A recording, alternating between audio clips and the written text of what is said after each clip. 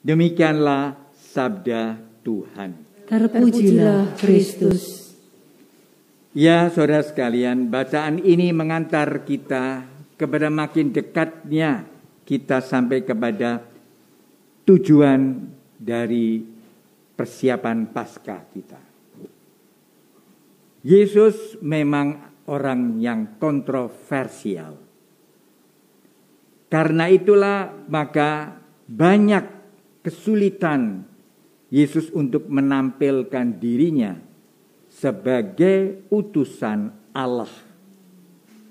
Karena orang-orang Yahudi tidak percaya bahwa Yesus itu adalah utusan Allah. Atau juga tidak mengerti.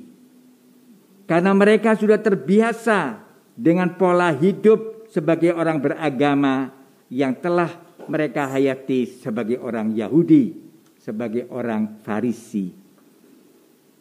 Tetapi juga karena kesombongan mereka, karena ketutupan hati mereka, sehingga mereka tidak mampu untuk melihat Yesus sebagai utusan Allah.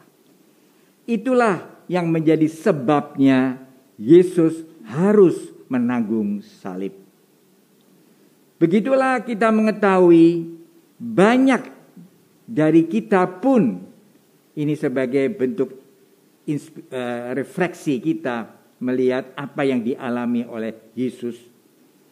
Yaitu kita mengalami bahwa tidak mudah rupanya orang itu percaya kepada Yesus karena orang-orang itu mengenal kemanusiaannya Yesus karena dia adalah anak Nazaret, anak dari seorang ibu yang miskin dan tukang kayu.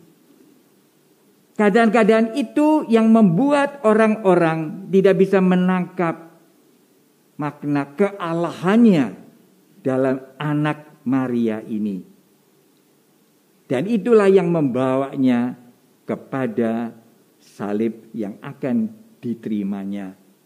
Nanti yang akan kita rayakan pada 3 hari suci. Apa yang bisa kita pelajari untuk kehidupan iman kita, khususnya untuk persiapan kita merayakan hari raya Paskah. Yaitu bahwa kita seringkali di dalam kehidupan juga tidak mampu melihat Tuhan dalam kebaikan-kebaikan orang lain. Karena kita selalu diliputi oleh dosa diri kita, yaitu orang yang egosentris. Selain egois, tapi egosentris artinya semuanya dilihat hanya dari kemampuan kita, dari kemauan kita. Dan inilah yang membuat kita berdosa. Berdosa berarti kita menyangkal kebaikan Allah di dalam kehidupan kita karena kita selalu berorientasi pada kepentingan-kepentingan diri kita. Itulah selama ini kita alami. Kita pada akhir-akhir ini juga merasakan bahwa di negara kita ada suatu kepincangan, adanya sesuatu ketidakadilan, adanya sesuatu ketidaknyamanan di dalam hidup karena kita selalu cenderung untuk hidup berdasarkan kepentingan-kepentingan. Kepentingan berarti berdasarkan pikirannya sendiri, berdasarkan kemauannya sendiri, berdasarkan kesombongannya sendiri. Inilah saudara sekalian juga bercokol di dalam keluarga kita. Mengapa suami istri tidak bisa hidup dalam damai, dalam cinta, sekalipun mereka mempunyai cinta kasih, yaitu karena mencintai pasangannya bukan karena bersumber pada kehendak Allah, yaitu kasih yang sempurna, tetapi berdasarkan pandangan atau pengertian suami itu, kehendak suami itu, dan istri juga. Sehingga cinta kasihnya tidak murni. Cinta kasihnya juga dengan kepentingan-kepentingan.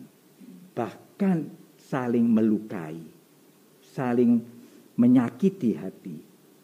Karena kasih sebenarnya orang itu hidup di dalam kenyamanan karena masing-masing berani saling memberi, saling menerima.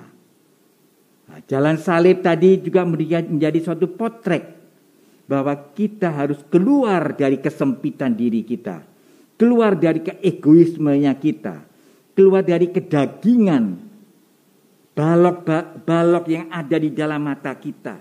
Dari itu dalam kitab suci harus kita turunkan.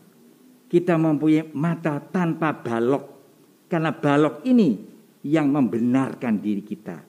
Tapi balok ini sekaligus melihat orang lain secara jahat. Nah, kalau kita bisa melepaskan itu dan kita ikut jalan salib ini, kita diberi harapan, kita bisa melihat hal yang positif dari orang lain, sekalipun berbeda, bahkan mungkin bertentangan. Dan inilah pekerjaan kita yang belum selesai juga di negara kita, bagaimana bisa menciptakan suasana itu. Jangan takut, Tuhan selalu menyertai kita. Seperti apa yang seringkali juga didengarkan orang-orang yang hidup di dalam Tuhan, walaupun kena banyak penganiayaan, tetapi dia tetap setia. Karena Tuhan selalu berada di dalam dirinya. Nah, Ekaristi Suci sangat membantu kita untuk benar-benar kita hidup dalam kerendahan hati, dalam keterbukaan, dan dalam kedamaian karena bisa menerima orang lain seperti kita menerima Tuhan sendiri dalam hidup kita. Semoga dengan ini marilah kita syukuri dalam perayaan Ekaristi Kudus sebagai wujud dari pengabdian kita, cinta kita kepada Tuhan. Kita lanjutkan dengan perayaan Ekaristikus.